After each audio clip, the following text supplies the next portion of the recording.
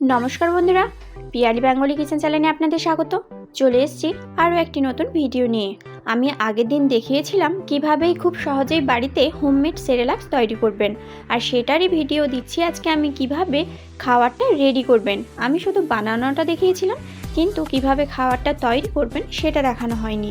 সেই প্রসেসটা দেখাচ্ছি আমি এই ভিডিওটার মধ্যে, তাই ভিডিওটি স্কিপ না করে পুরোটাই দেখতে থাকুন, আর তার সাথে সাবস্ক্রাইবটাও করে দেবেন। তাহলে প্রথমেই আমি এখানে নিয়ে নিচ্ছি 3 কাপ জল। আচ্ছা, এবার বলে দিই আমি আমার বাচ্চার পরিমাণ অনুযায়ী বানাচ্ছি। আপনারা আপনাদের বাচ্চা যতটা পরিমাণে খাওয়া দাওয়া করে সেই পরিমাপ অনুযায়ী বানাবেন। আমি শুধু মাপটা দেখিয়ে দিচ্ছি। তারপর নিচ্ছি এই চামচের 2 চামচ ওই সেরেলাক্সের গুঁড়োটা, দিলেই অনেকটাই পরিমাণে হয়ে যায়। আর এটা দেবেন ঠান্ডা জলে, দিয়ে এটাকে ভালোভাবে মিশিয়ে নিতে হবে। আর এটা যদি একদম গরম জলে দেন তাহলে পুরোটাই গোল্লা গোল্লা পাকিয়ে যাবে। এবার খেজুরটাও ভালো করে ধুয়ে নিচ্ছি। তারপর খেজুরের বীজটা ছাড়িয়ে দিয়ে দিচ্ছি ওটার মধ্যে। এবার আপনারা চাইলে এই খেজুরগুলো আলাদাও একটা পাত্রে ভিজিয়ে রেখে ওর মাঠটাও বের করে দিতে পারেন, কোনো অসুবিধা নেই। জলের বদলে আপনারা এখানে দুধেরও ব্যবহার করতে পারেন। আমি এখানে শুধুমাত্র জল ব্যবহার করছি, আপনারা চাইলে জল আর দুধ দুটোকে মিশিয়েও দিতে পারেন। তারপরে এটা আরও একবার মিশিয়ে নিয়ে এবার গ্যাসের ফ্লেমটা লো ফ্লেমে রেখে এটাকে ভালোভাবে ফুটিয়ে নিতে হবে 5 থেকে 6 মিনিট পর্যন্ত।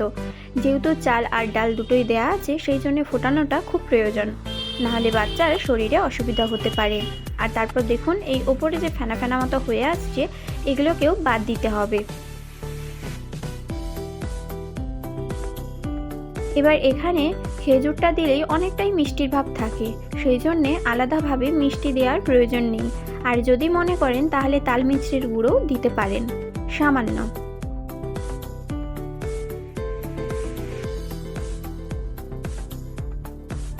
আর এটাকে সমানভাবে নাড়তে থাকবেন।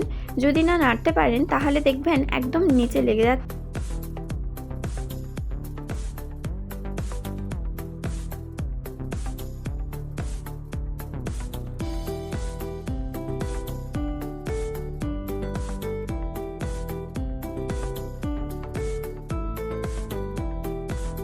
এবার এটাকে ঠান্ডা করার পর দেখুন ঠিক এইভাবে হয়ে আসছে। একটু হালকা উষ্ণ যেন গরম থাকে, একদম ঠান্ডা করবেন না।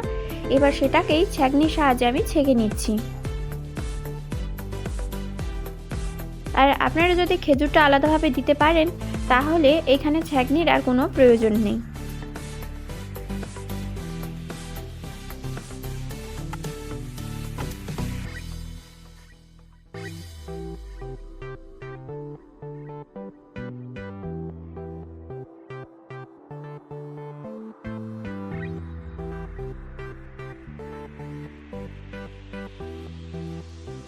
এই মাঠটা বের করে এবার এটার মধ্যে আমি দিয়ে দিচ্ছি ফর্মুলা মিল্ক।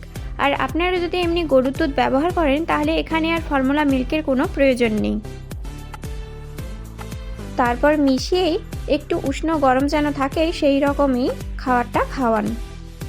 আমার রেসিপিটা যদি ভালো লেগে থাকে অবশ্যই আমার চ্যানেলটিকে সাবস্ক্রাইব করে পাশে থাকবেন, আর পাশে থাকা বেল বাটনটিতে ক্লিক করবেন যাতে আমার পরবর্তী ভিডিওগুলো আপনাদের কাছে সবার প্রথমে পৌঁছে যেতে পারে। Like, comment, share. ভালো থাকবেন, সুস্থ থাকবেন।